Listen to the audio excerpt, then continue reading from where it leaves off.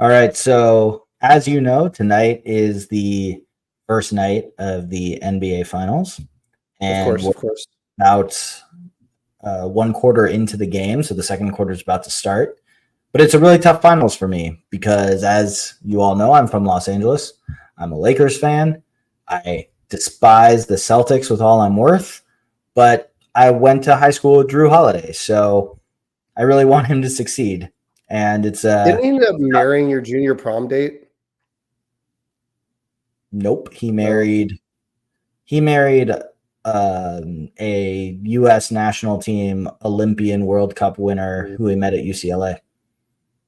Huh. That's basically the Yeah. same thing, right? Yeah, I totally took her to prom. Absolutely. That happened. It didn't. Good Don't for hate you, me. man. Yeah, thanks. Congrats.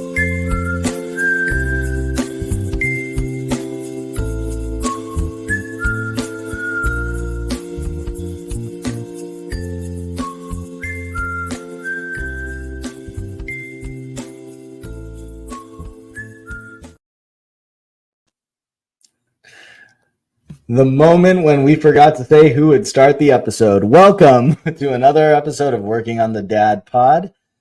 It is great to see you all again. You saw us last week with our entertainment episode, but Alex and I actually haven't seen you in 2 weeks. So it's great to be back. Today, we are going to talk about reading and homework. But before we do, please, just general housekeeping, please remember to like and subscribe on YouTube or wherever you get your podcasts if you prefer audio. Looking at me right now, realized I forgot to shave but meant to. So maybe this is a week for audio. I don't know. It's up to you. But anyway, Alex, how you doing?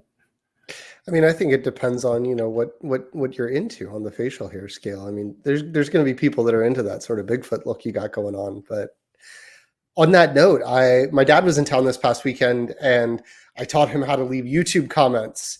So if you too would like a Ooh. tutorial, please stop by my house, bring my kids gifts, buy some takeout, do a lot of other awesome things for 3.5 decades, and I will show you as well how to leave a YouTube comment on our Wow, channel. that's a pretty It's a hard little deal more. to pass up on. Yeah. Yeah, exactly. But I'm good. I'm good otherwise. First week of camp for Mm-hmm. us and our kids. We had a week off last week, not only from the show, but from organized childcare. So we had a Mm-hmm. week of grandma care, which was nice. My mother-in-law just yesterday went up to Massachusetts for the summer. So we are down one grandma in our very, very well stocked cabinet of people who Grandmothers. help us out with childcare. Yes. But this is the first week of camp. So my story time this week it's been okay, right? It hasn't been terrible with the first week of Okay. camp, but this is the first summer Mm-hmm. that my daughter is going to camp at the Y, right? She's sort of going to bigger kid camps now because Mm-hmm. she can, because things really open up when you're a rising kindergartner, as she is.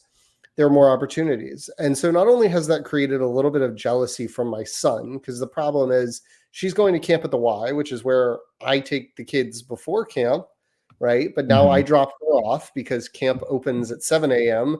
I get there at 8 a.m., drop her off, and then do my workout and leave just before 9 with my son. So he gets a little jealous. He's wondering where his sister's going, why he's not going with her. When Mm-hmm. he walks out with a lot of intention, a lot of purpose, and is like, I'm going to the big kids camp. And I'm like, no, you're going to your camp, which is just school. It's just your preschool. And it's the same thing. But on Fridays, they do water day. So Mm-hmm. you're going to camp.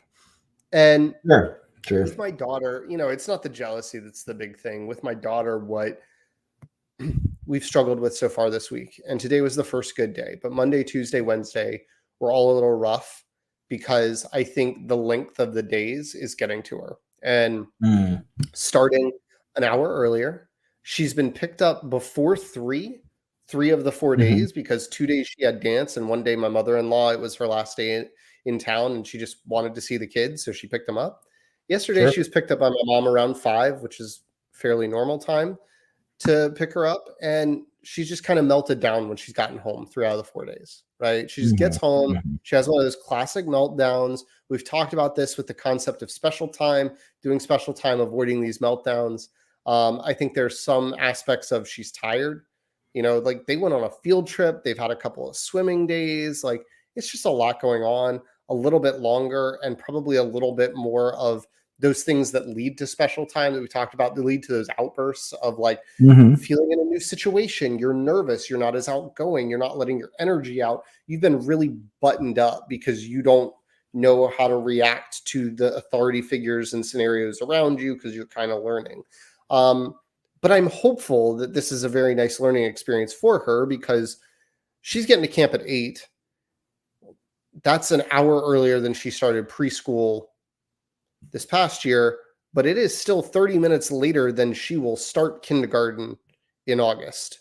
So there's a little bit of, granted, she will get out of said school at 1:50 in the afternoon, but she will also be taking the bus from school to the Y to do after school because it's kind of around the corner and the Y provides a bus straight there.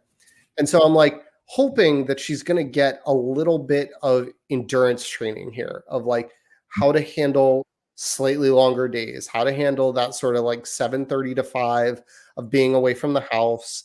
And I think there's still going to be options, after my son wakes up from his nap, for grandmas to pick her up and like ease that transition. She'll still have some dance classes, but it's still a little bit of like, I don't know. I'm nervous, excited, on her position here because she hasn't been absolutely crushing it, but it's week 1. How about you? So this that was actually not going to be my story, and it still won't be, but I am going to piggyback for a minute. So this week, my older daughter experienced all of the same things that you did. She was clearly very tired. Actually, at one point, she said she no longer wanted to do accelerated because she's so sleepy and wants to go back to nap. I told her, if that's something you want to do, you need to let me know so I could tell the school, but that's not a reversible thing as much as you think it is. You can't be ping-ponging back and forth on that. So, you really got to be sure. But the other night, it showed. And there was a lot of yelling, not just on her end. I got a little mad. And I said to her when I cooled down, I said, hey, I say this to your mom a lot. If you're tired, just say you're tired. Do not lash out and be unkind to people. All you have to do is say, I'm a little sleepy, and we'll let you have a rest. We'll let you have some quiet time. When I told my wife that I told her that, her response was, oh, great. How I act when I'm tired with your temper. That's awesome. And that's the kid we created. So I'm with you.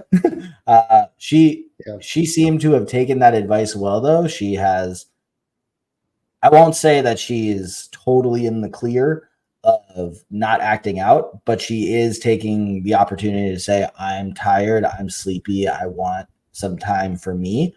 And so just tell, if you wanted to let your daughter say the same thing to your daughter, just tell me you're tired and we will give you the space you need. It could work. I don't know. We try various tactics with her, and sometimes it's like one of those things where she's very much in a stage where she wants reality to bend to her will a little bit more than taking reality as it comes, right? She was mad that her brother was like blocking her way and had hit her, and he was like playfully hitting her, and it didn't think it was okay, but I was in the middle of lecturing him, and she gets mad at him and hits him back and pushes him and knocks him to the ground as I'm talking to him. And I'm like, okay, we don't hit back. Right. That's never going to work. But like, of all the times you've done it, never have you done it while I'm in the middle of reprimanding him.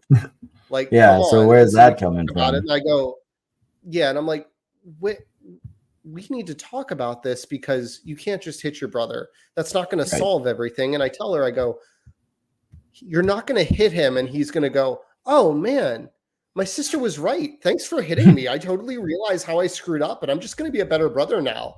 And she goes, well, I wish it was that way. And I'm like, yep, I think We a all lot of do. people wish that's how they could solve. Well, I don't necessarily wish that I need to hit people to get them to realize Sure. it, but I understand how a 5-year-old would feel that way. So I think what I mean is what I say we all do. I personally wish that when somebody does something wrong and then it happens to them, they instantly learn the lesson.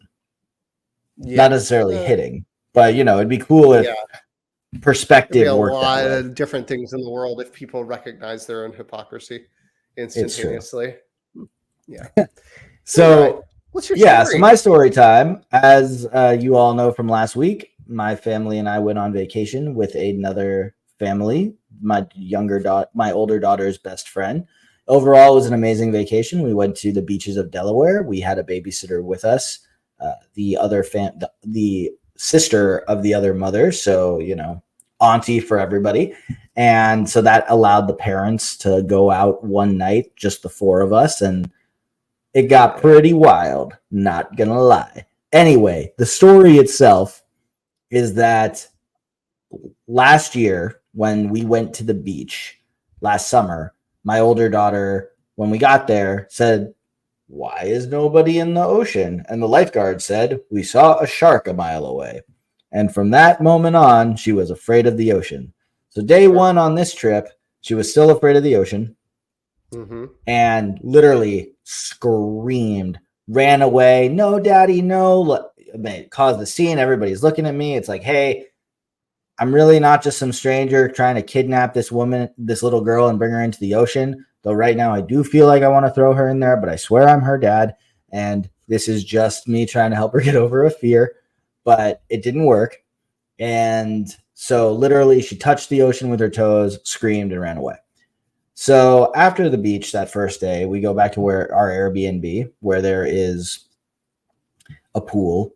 And I said to her, "Hey, I want you to stand on the top steps of the pool and I want you to hold the rail. I want you to pretend that the rail is my hand and that you're holding daddy's hand." I then took her kickboard and I made waves. And I said, "Hello, wave. Goodbye, wave. Hello, wave. Goodbye, wave." And for those of you not watching, I was just pushing illustrating pushing the kickboard back and forth.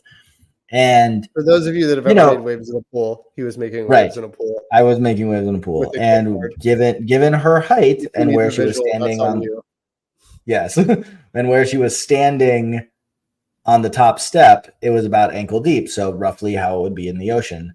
So she said, "That's really fun." And I said, "When we go back to the ocean tomorrow, let's try." We did. She had an amazing time.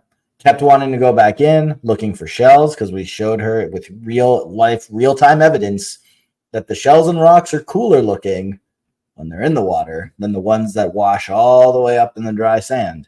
They're usually fragments of shells up there. They're yucky. And she came home with a rock and shell collection that's probably 200 deep, because I had to keep refilling my bathing suit pockets. But overall, this is great because we're in July. We're going to another beach. We'll be there for probably 5 full ocean excursions. So I think she's going to have a good time. And I'm really excited that we conquered this fear.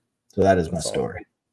Yeah. That's awesome. Your initial part about the bit of the tantrum on the beach reminded me of a tweet I saw where a woman was outside of a grocery store and she saw a man carrying a child under his arm, a young boy, and the child was kicking and screaming, "I don't want to go, I don't want to go." And the dad's like, "It's time to go home, blah, blah, blah, blah." And he just looks at the lady and goes, "Don't worry, I'm not taking him. If I was going to take a kid, I wouldn't have picked this one." And just keeps walking to the car. And I'm kind of like, yeah, that's how I feel sometimes. Like, you think I'm kidnapping this? You think I'm electing to have this individual scream at me? Okay. Yeah, this is... Yeah, that's just being a... I don't want to, like, for lack of a better word, that's being a bad criminal. You're bad at criminaling. You're bad kidnapping. Just, think about it. Anyway, why are we here tonight? Candy for my van than black licorice. Right, exactly. Why are we here tonight? We are here tonight because we are working on reading and homework. As you all know, Alex's daughter, is just a little over a year older than my older daughter, and Alex's daughter can read. My daughter is working on reading. So I wanted Alex to start, and he's alluded to this in some past episodes, on Sure. how his daughter learned to read, the tactics they used as parents, how it translates to some school homework, and Sure. go. All right. So on the spot, yes, my daughter is she's pretty good at reading. She has Mhm. not yet started kindergarten. For those of you that were paying attention the rest of this episode, she's Mhm. going into kindergarten and she can read, and that is ahead of pace. And I'm not trying to brag about it, right? And so when I have this conversation, it very much is not trying to be braggadocious, because I don't think I did something especially right. And I don't know that it's always like a parenting right or wrong thing. Um, because the fact of the matter is, she's ahead of the curve, like the standard set. She doesn't need to be reading now. And if your kid is 5.5 years old, going into kindergarten, and is not reading, I want to preface this conversation by saying, unless a professional has raised a red flag for some reason, I don't think that you should be concerned about it. I No. was able to read when I went into kindergarten, but I also distinctly remember being an edge case. And so I think this is probably just more of a case of and I was sharing this story with the friend that I always talk to before our episodes, because she's out here working as I come in Mhm. for our podcast. But I was like, I didn't do anything super special with my daughter. She was just been interested in it. And I think that's Right. sort of the use case for when you teach your kids. Like before they get into kindergarten, I would say let their interest be your guide, because I think there are parents that get very caught up in this Mhm. concept of having their kids meet the milestones early, sitting up, Mhm. rolling over, walking, running, talking, potty training, like having them do it by a certain deadline that you fabricated in your head, instead of going, okay, when do I need to raise a red flag about this? And for my daughter, she just had the interest. She really liked writing her name. She really enjoyed her letters. She wanted to start writing cards and letters to grandparents and family members. And she's been able to write her name for a little over a year. Mhm. And I will say this, her name is not very common, so it's not like she would have seen it around Yeah. to There's copy. Uh, multiple letters in there. yeah, exactly. And so it's because she was writing the long version of her name. Mhm. She has a Mhm. nickname that Ethan knows as Mhm. well. But Mhm. she just had that interest. And now she's at the point where we fostered it, and we've given her books. And by fostered it, I mean encourage her when she says she wants to, right? She wants to read. Great. Here you go. Here's a book. And trying to get Mhm. her sight books with sight words and things Mhm. to really bring her on the journey and keep it at her level, so that she's not trying to go too far. But she has sort of sprinted past that, right? She wasn't actually doing the book See Spot Run, but when I think of sight word books, that's kind of what I think of. See Spot Run.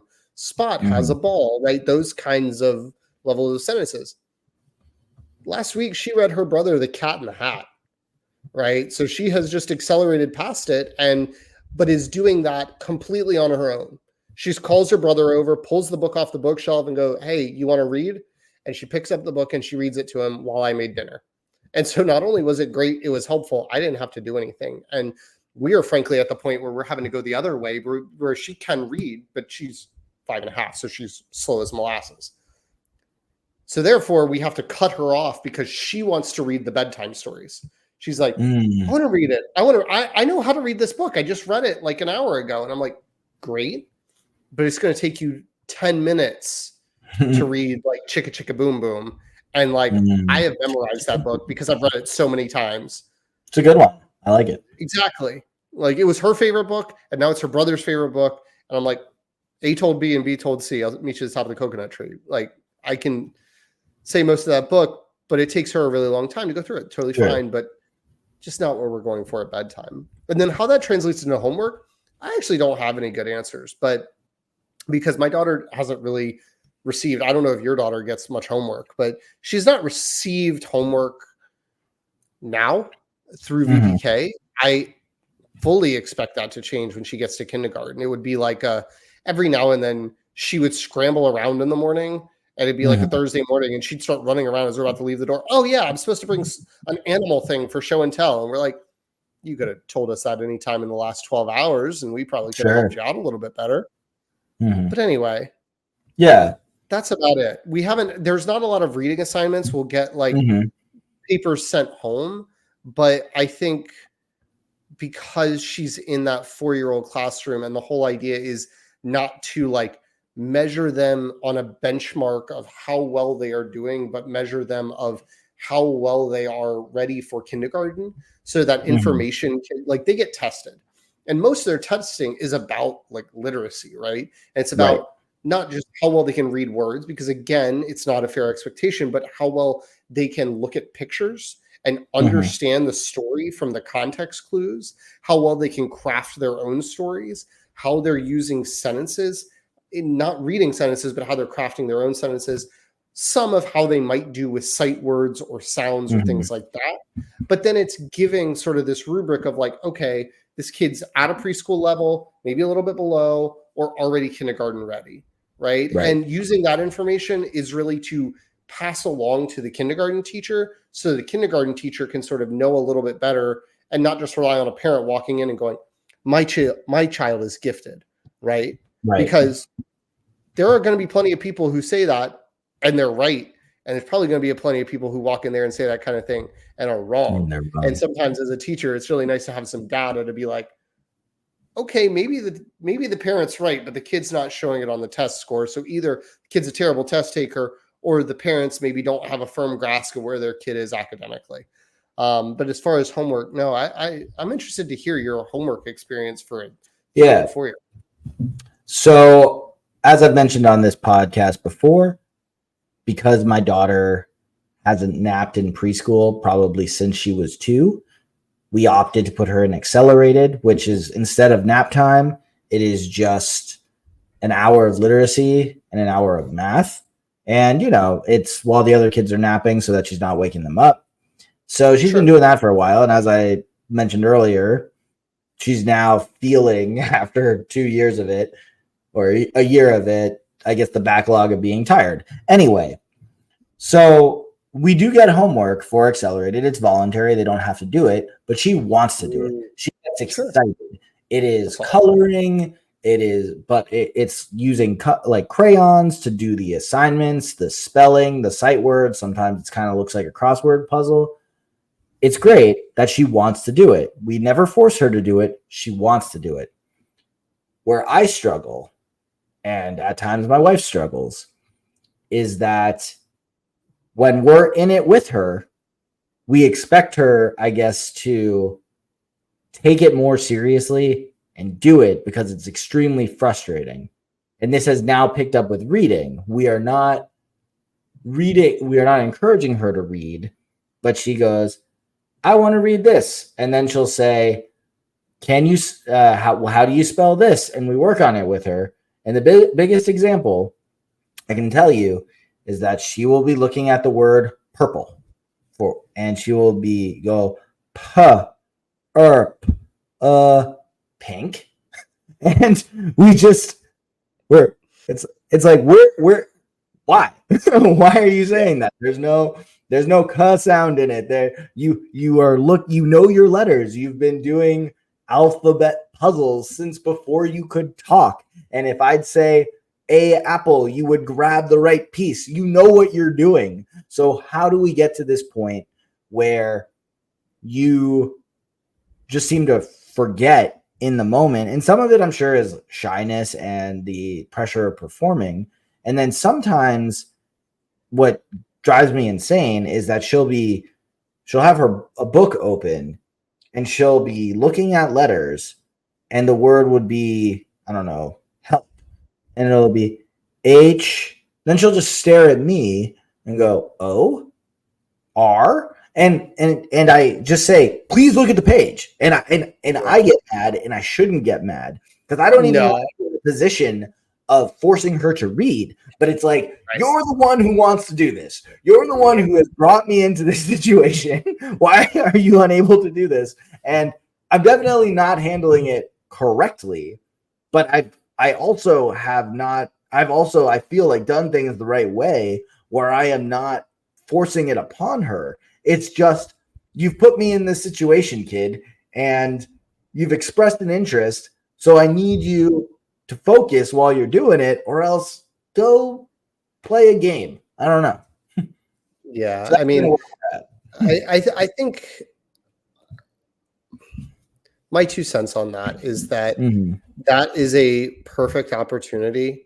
And we've had this with my daughter over her journey. It has not been some super linear path to her reading Dr. Seuss books. And she still struggles with the Seussical words, right? Like the very weird Dr. Seuss words, but she's good at most normal English words. But over the process, I think one of the toughest things with kids and them learning, especially this kind of optional learning that they don't have to be doing, but they are asking. I understand that like desire of like, you asked for my help and now you're like flaking on me. What are we doing here? You're flaking on me. You invited me here for my help, and now you're not even going to take this. You're going to say pink when that's clearly you. Sure, but I think it's also a really good time to evaluate, like when that reaction comes. My first reaction at this age, and I'm, it's one of those things where I'm hoping to calibrate this and change it. But my first reaction is, do we need to take a break?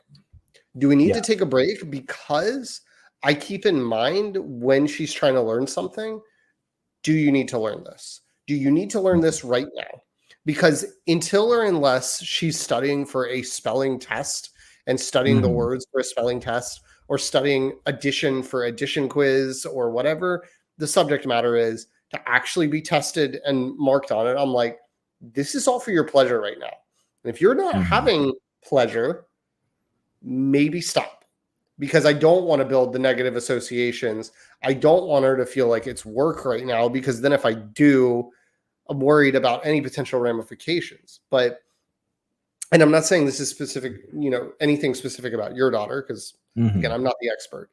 But when you're talking to experts, and I've read articles from experts, I'll put a couple in the show notes here, that one of the things, and whether you're initiating the activity or whether you're just continuing it, is like, there are definite downsides to trying to teach your kids stuff before they're ready for it, right? It can 100%. have negative impacts. And I'm, again, not suggesting that you're doing that, but I think in my 2 cents, this can be the kind of thing where even if you're not initiating it and being the one to have her do it in the first place, continuing to do it can also be sort of a forcing them to stay there. Similar to like cleaning your plate kind of thing. Like you're not making them, well, I guess you would be making them eat everything in that scenario, but you didn't make them choose to read. But if you make them stay there, then is that materially different psychologically to them? And I get that. And I have actually, and I don't say, do you need to take a break? I just say, okay, we're done.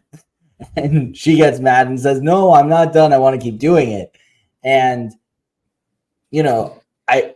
I get frustrated and I say, okay, but the words are not on my face. The words are in the book. The letters are in the book. You can't keep looking at me to read. That doesn't work. You're never going to learn that way. And, it's, I think, and again, like what else? Go ahead. I was going to say, and, I'm kind of laughing right now because, if this is happening at bedtime, what else will I be doing with that time? I don't know. Like, I guess best case scenario, she learns how to read it faster. I put her to sleep sooner and I get started on my chores 10 minutes earlier. Otherwise, it's 10 minutes of just excruciating nails on a chalkboard trying to listen to her read. And, I guess there's worse things that could happen in life, but. Yeah, and that's why we set that boundary at bedtime, because we specifically didn't want to deal with it. And obviously, like with our kids sharing a room, her doing that affects my son, and he's got even less of an attention span, and we're not trying to lose him that fast and have even more chaos going on.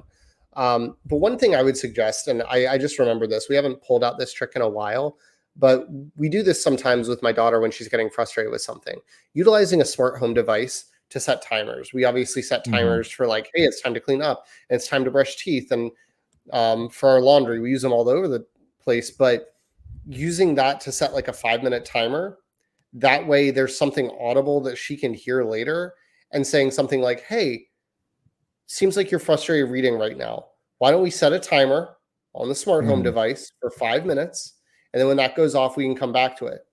Well, you can about flip a coin where if she just takes the break from it for 5 minutes, you can about flip a coin about whether she's going to want to come back. She may just be done with it, but sometimes it takes the separation for any reason whatsoever to go, man, I wasn't enjoying that.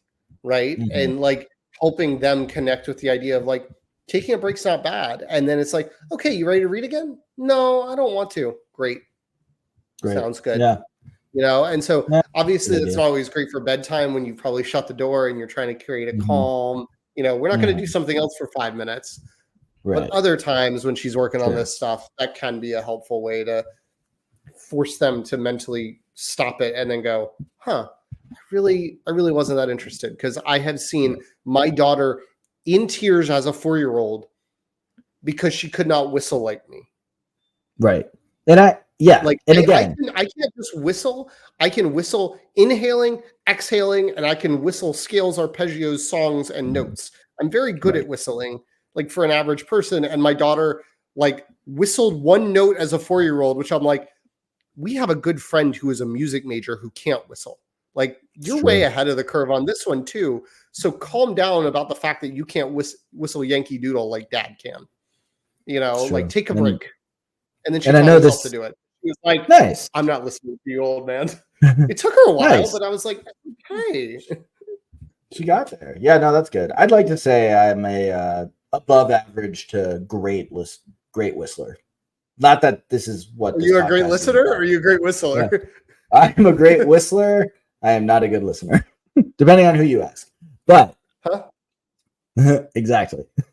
What I will say, though, is I feel you. And my daughter won't be 5 till November. So again, I'm not in a rush to get through this. It's just I want to support her, but at the same time, it's like, kid,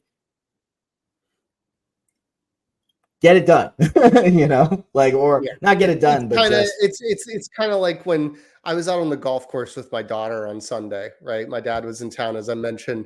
We were out playing golf, and she had a 5-footer on the practice green lined up, and she's got that putter swung back over her shoulder. And it's the same kind of thing of like, what are you doing? How do you think what you're doing is going to get you the result you want? Staring at my forehead is not going to help you sound out this word, and taking a full swing from 5 feet from the hole is not going to get you closer to the hole.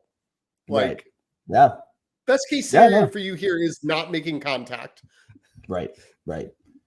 Yeah, no. Speaking of golf, my daughter has a lesson this Saturday at noon, so I'm excited. Good 30 minutes. It'll be her 3rd ever lesson. We've obviously gone to the driving range together before that, but it's we don't have ballet this week, so we're going to use that opportunity and hopefully some good weather to get her a lesson. Yeah, that'll be pretty sweet. My son started picking up golf. Right. Nice. He hasn't gone out to the course with me. He's only 2, but I will say that my son at 2 years old, I've been giving my daughter a lot of credit. My son at 2 years old might be as good as my daughter at 5 years old in terms of making contact. Like, he can take the stick one-handed and just like got a beach ball about this big, just like an inflated beach ball, and he'll just take it and pop it around like he's playing polo, and he'll just pop the thing around the yard. And then he got like a little glow stick that's about 1.5 inches wide, and he'd get one of those little ball pit balls, and he can take that and do the same thing around the house. And he does that, and I go, this is remarkable hand-eye contact, hand-eye coordination. I'm watching your sister take 4 legitimate swings and whiff. So like, I'm kind of proud of you. He's like, I want to go golfing too. And I'm like, if I thought that you would listen to a direction for a single second, I would take you, because now I sit there and I go, I don't want to put pressure on my kids, but also I'm having visions of 3-year-old Rory McIlroy on late night television hitting golf balls into a dryer, and I'm like, my kid might be able to do that by 3 years old. I don't know. My kid can do that. Let's go win some majors. Let's do it. Yeah. I always say every time I have one of these lessons that cost $45 for 30 minutes, I say there are more women's golf scholarships than there are women who play college golf. So maybe it'll matter. But who knows? They might cut all women's college sports with this new world that we're in. So who knows? Yeah. But we got a few years to figure it out. Yeah, we do. Exactly how that's going to look. Yeah. And I think we've got some sports to get good at before we worry about it too. We got some time. We have some time. Yeah. But golf, so I guess, pro as a teenager. Sorry. That's true. Yeah, that's true. Yeah. Anyway. Well, I think our millions of viewers have probably read. Nope. I thought there was like a reading joke there that it's time to move on, but I definitely didn't hit it. Kind of like your daughter. You didn't even get to the second half of it. That was incredible. You just abandoned that. So a joke walks into a bar and he leaves. Yep, that's pretty much where I'm at. Anyway, would you like to work on the dad bod with me? Yes, sure. Would you like to go first, or would you like to go second? I'll go first. So when you last saw us, as you remember, we recorded 2 weeks ago. So that was our last weigh-in. That was 2 weeks ago on a Thursday. I was 188. I left for the beach last Thursday, but I was kind of curious, and I weighed myself Wednesday night, so I was 188.2. I definitely soared past my calories at the beach. I didn't eat the healthiest. I imbibed a lot of beverages. However, when I weighed in tonight, I was 185. So I have lost 3 pounds. What? No. I lost 3 pounds. So I'm feeling really good. I am 10 pounds away from my goal weight. I am hoping to get there. As I said, my date for my goal weight, the date weight, is our guys trip, which is about 5 weeks away, 10 more pounds. So I think I can do this. And, I'm also, one thing that's been super motivating is the government agency I work for is doing a summer steps contest. So it's for May, June, and July. I saw today on the leaderboard that 1,002 people are participating, and I have done the 140th most steps. So my goal is to be in that top 100 by the end of this competition. So there you go. It's always a nice. There's a step challenge going on at my work, and most of my team did not enter it, so including myself.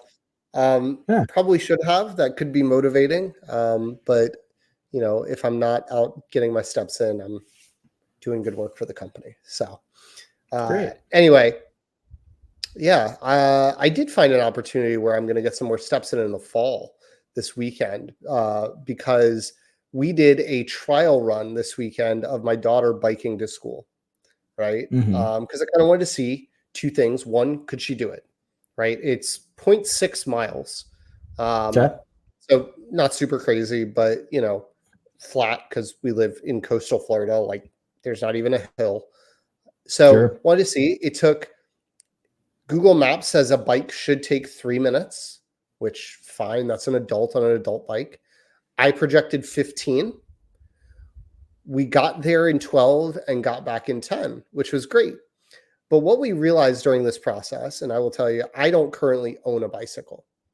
So I walked with her. And then we realized that if you were listening earlier to my story time about how her days are going to get longer, she's going to take a bus to the Y after school, which means that parking her bike isn't really a viable option.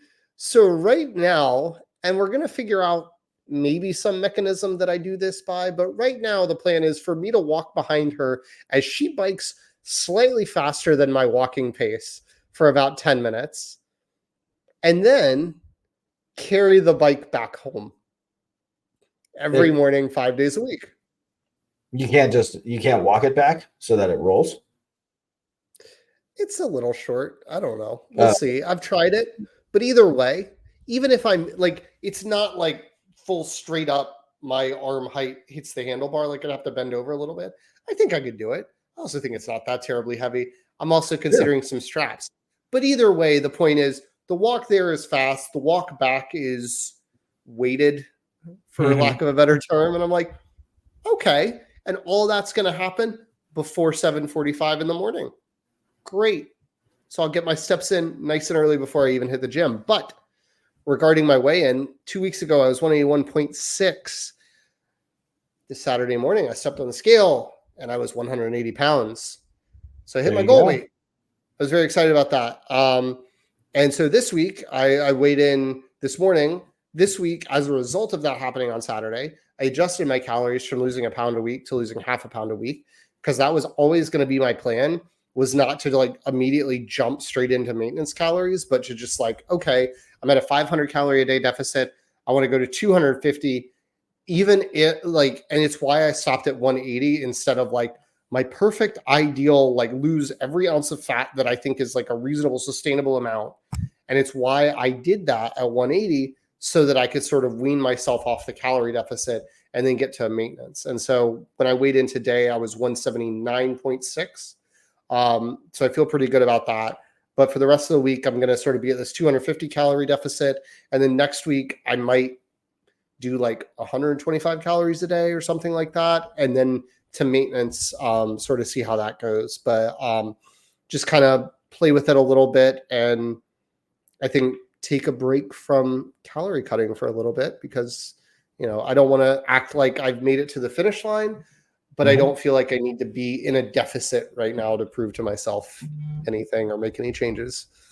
Well, nice. Yeah. That's great, man. And yeah, you know, obviously we have different bodies. I'm still 10 pounds away from my goal weight. I'm very happy to hear you hit yours. I know you had an earlier goal weight date than I did. Hopefully when I see you in 5 weeks, it'll be lots of shirts off partying. So, sure. You know, yeah. So just to show off our bond. See how that is relevant to the weight loss, but okay. Well, I mean, you know, you'll notice it in my torso. True. Anyway, we were gonna do that'll be for our OnlyFans page, though, not our regular YouTube stream. Yeah, for those of you looking. So before we go, though, Alex, what does my little tag say? What's different about you? Do you know what's different about me? Like me, it looks like you could probably use a haircut. Okay. Thank you. I think. I don't know. No, I got new specs. That was gonna be my second guess, because the first one wasn't actually legitimate, but I don't know. I know. Yeah, no, for those of you not watching, I got new glasses this year because I have insurance that gets me new glasses. So I thought, I'm paying the insurance, might as well get the new frames. And unlike the last pair of glasses, which was my first ever pair, according to my wife, I no longer look like a serial killer. So if those of you, thank you. So if those of you who normally listen are, because you were like, man, I don't want to see that serial killer, I no longer look like that. So it's time to get back on the You don't have to feel like you're watching a true crime special anymore, guys. Yeah, I'm just an average looking dude with glasses now, not an exquisite looking serial killer with glasses. That's it. So, all right. Well, all right. Thanks for joining us, guys. This has been a heck of an episode. Reminder to like and subscribe and visit our website. Thank you for joining us today, and we will see you next week. Catch you later. Thanks for working on the Dad Pod with us. Any resources that we mentioned during the show will be in the show notes. If you have questions, thoughts, or just want to talk with us, the best place is in the comments on YouTube. We're on YouTube, TikTok, Instagram, and Threads at Working on the Dad Pod, and on Twitter at Working on Dad Pod. Following and subscribing is always appreciated. Please rate and review us. That helps get the show to new people. And if you know a dad who would enjoy our show, sharing it with them is a huge help to them and us. Have a great week.